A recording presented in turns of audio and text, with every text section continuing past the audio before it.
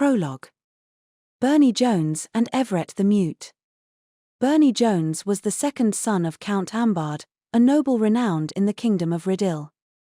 In aristocratic society, any sons past the first were treated as spare children. And while Bernie's older brother may have been incompetent, he'd still be the one to inherit the family headship. That, however, was no reason for Bernie to sulk and abandon his studies. If a second son couldn't succeed his father, then he need only make a name for himself in other ways. So Bernie had studied like mad, eventually enrolling in Minerva's, the top institution for up-and-coming mags, at the age of 10. His goal was to become a high mage, and not just any high mage. He wanted to be one of the 7 sages, the greatest mags in the kingdom. Becoming a sage would earn him the title of Count of Magic, equal in rank to a normal count. A Count of Magic, however, had even more influence. They were said to serve as aides to the king himself. That would put even his older brother to shame. His ferocious studies bore fruit, and within half a year of his enrollment, his grades stood at the very top of the student body. "I'm not like my brother. I have talent." Even a second son had ways of moving up in the world. Back then, he never doubted for a moment that one's path in life could be carved out through effort alone. When Bernie was 13, something happened. He'd just returned to his own classroom after attending a lesson held in a separate room when he noticed a few boys standing in the corner, surrounding someone. In the middle of their group was a petite female student who had only recently transferred in. Her name was Monica Everett. They'd nicknamed her Everett the Mute. She was a plain, boring, gloomy girl who always had her eyes trained on her feet. She almost never spoke in front of other people, and even when called on during class, she'd just mumble, unable to answer. Basically, she was the type to quickly get left behind and drop out. It seemed like the boys were playing a game to see who could get her to speak. One of them picked up a spider from the windowsill and brought it to Monica's face. "Hey, someone pry her mouth open," he called out. "We'll shove this in. That'll make her scream." Another boy forced Monica's mouth open while the first carried the spider even closer. Bernie could no longer stand by and watch this happen. He pointed his index finger at the group and uttered a short chant. His spell created a small flame, about the size of a fingernail, which scorched the sleeve of one of the boys harassing Monica. "Gaia," the boy cried out in surprise. "That's hot." "What's going on?" exclaimed another. "Who did that?" "What exactly are you all doing?" asked Bernie coldly. The boys glared at him, disdain evident on their faces. "We were just getting to the good part," said one. "Stay out of our way, honors kid." Most students attending Minerva's belonged to the aristocracy. These boys were no exception, they were nobles. The subject of their torture, on the other hand, was a commoner. At this academy, people like her had 2 choices: obey the nobles or endure their harassment. Bernie, however, held different beliefs, and they led him to speak coldly to the male students. "Inflicting violence on the weak. You're an embarrassment to the nobility. It's disgraceful." His scathing words enraged the boys. Bernie snorted at them, then began quick chanting as he pushed up the rim of his glasses. Arrows of fire rose near the bullies, surrounding them. Quick chanting was a difficult technique said to be a requirement for becoming a high mage. Bernie was the only one in his grade who could do it. What's more, almost none of the students at the school across all grade levels was able to perform it without the use of a staff like he could. As the boys backed away from this overwhelming display, Bernie snickered. "Do you think you're any match for me?" he taunted. "I have the best practical grades at school, remember?"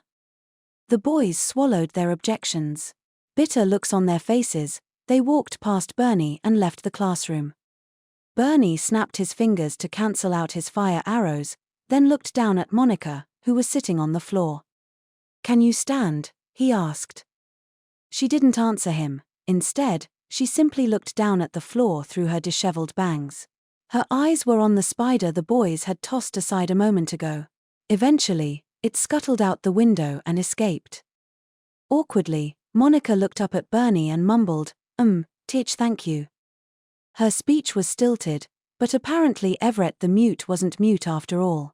Privately surprised, he listened as she went on to say something that caught his attention.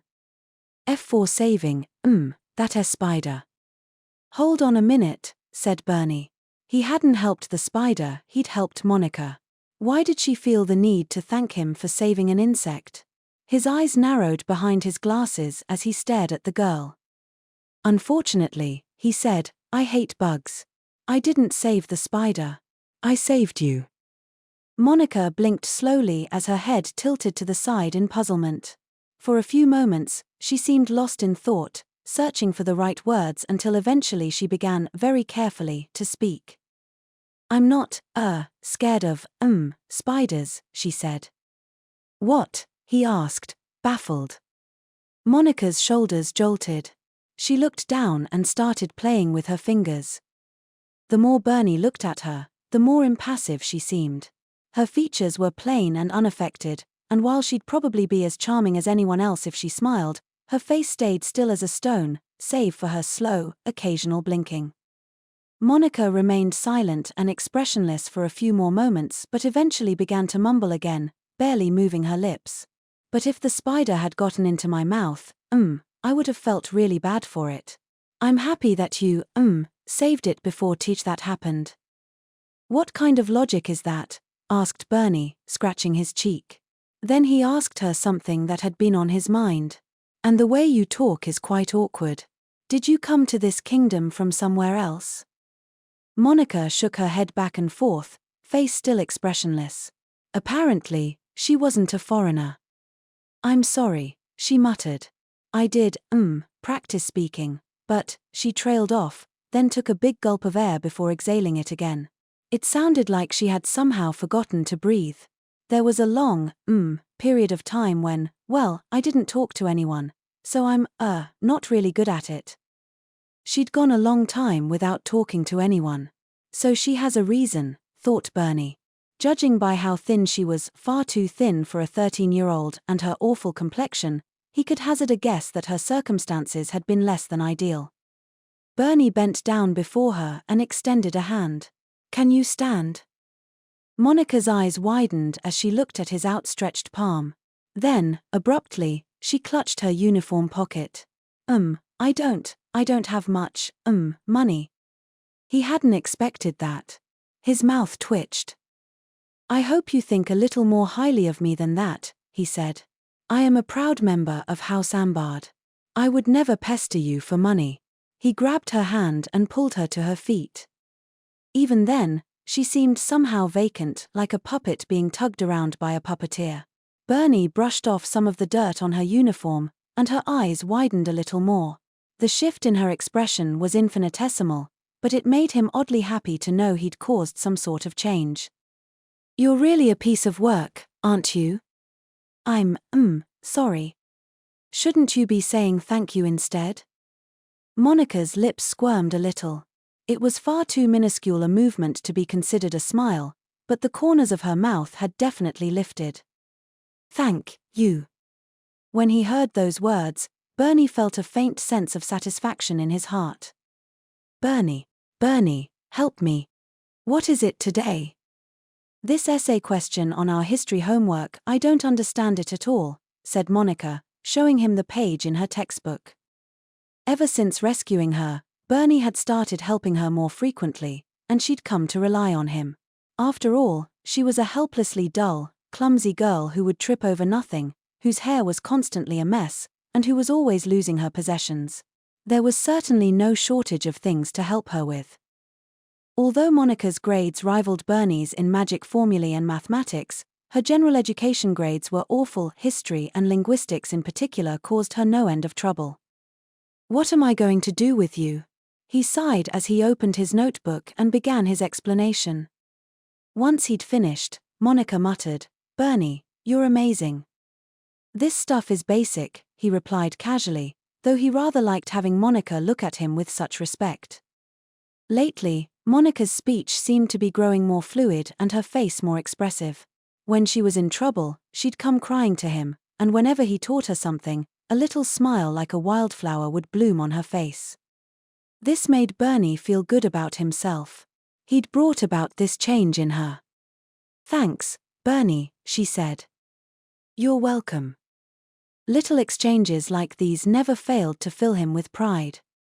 But the truth was, he knew what was going on. Faintly anyway. He knew Monica's hair was so messy because her classmates had cut it against her will. He knew she lost things so often because they stole and hid them from her. Bernie pretended not to see any of it, though, and continued to help her. Unconsciously, perhaps, he wanted her to be isolated. For the more isolated she became, the more she would rely on him. And as long as she relied on him, he could remain the ever-dependable honor student in her eyes. As a school for mags in training, it stood to reason that Minerva's taught practical magecraft. However, it forbade students from trying it until 6 months after they had enrolled. When misused or mishandled, a powerful art like magecraft could be disastrous and lead to all sorts of tragedies. Thus, students would study the basics for at least half a year before moving on to practice. Bernie had been at Minerva's for 3 years. He could use most intermediate level spells and even a few higher level ones. More importantly, though, he was the only one in his grade who had learned quick chanting. Because of that, his practical scores were unrivaled. Monica, on the other hand, was a relatively new student and had only recently begun practicing her fundamentals. Her understanding of magic formulae was incredibly high, and Bernie was convinced that as long as she could control her mana, she would catch up to him in a flash. But on the first day of practice, Monica stood in front of the lectern and said nothing. "When will you be starting, Ah. Mac Reagan urged her on, but Monica's lips only trembled. She looked like she was about to pass out. Bernie had helped her practice before class. Her formula construction was perfect, and she had a solid grasp of the fundamentals of mana control. There was no way a beginner spell like this was beyond her abilities. And yet class ended before she managed to chant a single word, much less cast the spell. As their break began, Bernie approached Monica. "What was all that?" he demanded. "Your theory was perfect before." Monica, on the verge of tears, hunched over and played with her fingers. But there were so many people around, and, I'm scared of talking." At last, it dawned on Bernie. While Monica had gotten better at speaking around him, she hardly said a word to anyone else. "I'm really, really scared of talking, in front of people. I'm scared of them all looking at me the moment I say something. I'm scared of their eyes. At this rate, though, you'll never be able to use magecraft." Monica sniffled and hung her head. She must have been frustrated, too, just like he was. He'd seen up close how seriously she'd devoted herself to her studies. "I wish I could do something for her," he thought, and then a plan began to form in his head. "I know," he said. "If you aren't good at talking in front of people, you just have to reduce your chants. I'll teach you how to do quick chanting. If you learn it, you'll only need to speak for half as long. That'll be easier for you, right?" Monica's gaze began to drift, and she fiddled with her fingers some more. But quick chanting is something used by high mags, right? Would I even be able to do it?" "I know you can," he insisted. "Because I know how hard you've been studying the basics." She was treated like a dunce by her peers, but her understanding of magic formulae was the best he'd ever seen. With her intellect, she should be able to figure out even formulae used by high mags in the blink of an eye. Her talent could rival his own. "I'm sure you'll pick up quick chanting in a flash," continued Bernie, his tone more impassioned than usual. Monica flushed. Then she grinned and said, "Okay. I'll, do my best." "You always know what to do, Bernie." "Chmph. Of course I do," he replied, puffing out his chest. "I'm gonna be a sage one day." Monica smiled and nodded. "Yeah. I know you will. You're amazing, after all." Monica's earnest praise tickled Bernie's heart. Bernie had never once doubted he had a bright future ahead of him. Not yet anyway. "Okay. Next. Monica Everett, please begin." It was Monica's second day of practical magecraft. The other students snickered, saying class would probably end before the dunce could do anything. Bernie watched the others in anticipation. Everyone was going to be so surprised when they saw the girl they called a dunce unveil her quick chanting abilities.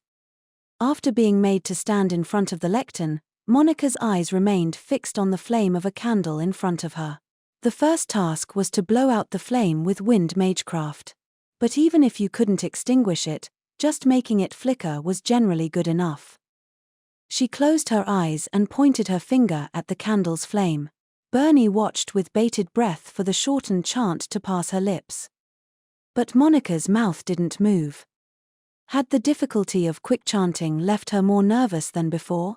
For a moment, he even wondered if she'd fainted standing up, but just then, he heard a whooshing of wind. The very tip of the candle at the end of Monika's finger popped off, severed by an invisible blade. The flame itself, however, fell to the base of the candlestick holder and continued to burn. As everyone was trying to figure out what had happened, Monika's eyes cracked open a little, and she pointed at the flame at the base of the holder. A moment later, about a cup's worth of water formed above the candlestick, wrapping itself around the flame and putting it out. But the display didn't end there, the water remained, a sphere now floating steadily in midair. Without a word, Monika waved her finger, and the sphere became a small snake. By that point, everyone knew what had happened. Monika was using magecraft without chanting. They were all speechless, their eyes glued to the scene in front of them, to the unprecedented display of unchanted magecraft, something no one had ever seen before. And the one who had mastered it was the dunce who could barely speak in front of others, Everett the mute. Bernie watched in a daze. This is absurd. Absurd.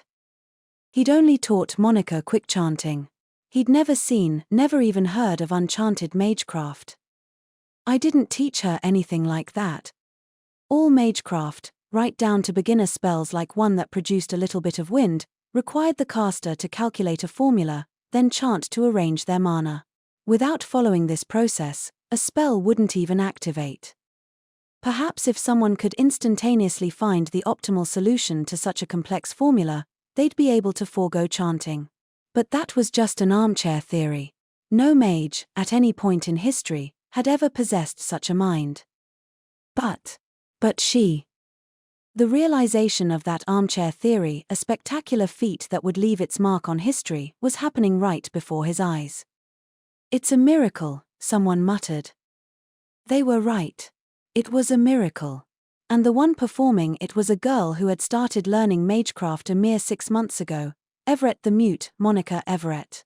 She was a true genius, beyond what anyone could hope to reach with effort and hard work alone. As this dawned on Bernie, he was overcome with hopelessness. He watched Monika, saw everyone's eyes on her, and felt both envy and a dark anger. If he hadn't been here, she would have been all alone in this class. Without him, she couldn't have done anything. Bernie ground his teeth. He felt betrayed, and behind the lenses of his glasses, jealousy burned in his eyes. Monika's environment drastically changed after her ability was revealed. She became a scholarship student and was assigned to Professor Gideon Rutherford's laboratory. The man was the highest authority at Minerva's and had taught several students who had gone on to be selected as sages. The word on everyone's lips was that Monika would eventually join their number. Professor Rutherford began to give her direct, personalized instruction, and Monika effectively ceased to show up in normal classes. Naturally, that meant she had fewer chances to see Bernie, too. He hadn't spoken a word to her since the day she'd used unchanted magecraft. She'd tried to talk to him several times, but he always ignored her. It was at that point that Bernie's idea of his perfect future started to twist and distort. Even if he ignored her, he'd still hear of her exploits whether he liked it or not, about her developing a new magic formula, or successfully summoning a spirit king, or whatever.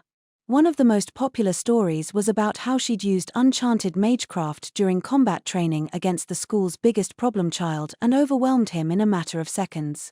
That incident proved that her incredible talents could be used in battle, as well. Bernie began training with reckless abandon, trying to somehow close the gap between his abilities and her genius. But as a result, he contracted mana poisoning and had to be sent to the infirmary. Writhing in pain as the mana ate away at his body, he cursed her. She'd caused all his suffering.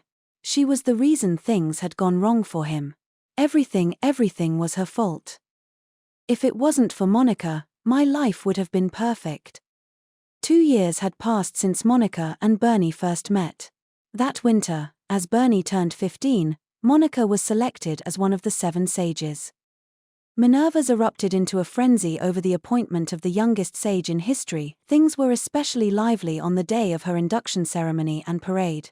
But to Bernie's ears, all their cheers and admiration were nothing more than deeply irritating noise. Even as nothing more than a spare son, Bernie had believed that if he mastered magecraft and became a sage, others would acknowledge him. And he'd never doubted he could do it. But he hadn't succeeded, Monica had. Bernie hadn't even made it to the qualifying competition. He could hear voices praising Monica from every corner of the school. Unable to tolerate it, he was in the process of searching for a place away from the crowds when someone called his name from behind. Bernie. The youthful voice hadn't changed at all in 2 years. He'd never mistake it. Gritting his teeth, Bernie turned around and saw Monica awkwardly jogging toward him. As one of the 7 sages, she was no longer a student of Minerva's. She wore the gorgeous robes embroidered in gold thread that only sages were permitted to wear. In her hand she held a large decorative staff again, one that only sages carried. She clutched the staff to her chest and fidgeted with her fingers. Her actions were childlike, she was too thin for her age, and her face was youthful and immature. Monica was no different now than when Bernie had known her. Except she was no longer Everett the Mute. She was one of the 7 sages, the Silent Witch. Bernie, I've always wanted to, well, thank you. Her face flushed as she did her best to put her words in the right order. Bernie coldly cut her off. Why? To make fun of me? He asked. Huh? Monica froze. Oh, how good it felt. He smiled darkly. He wanted to see her face twist with hurt. Thank me, he continued. Ha! Are you trying to be sarcastic? You've been looking down on me this whole time, haven't you? What? She stammered. No, I haven't. I've always considered you a close friend. You're not my friend. Monica's eyes widened and began to form tears. Hurt her more, he thought. Hurt her so badly, she'll never recover. Tear her to pieces. Rip her to shreds. You came to see me, all dressed up in your sage robes. You are being sarcastic.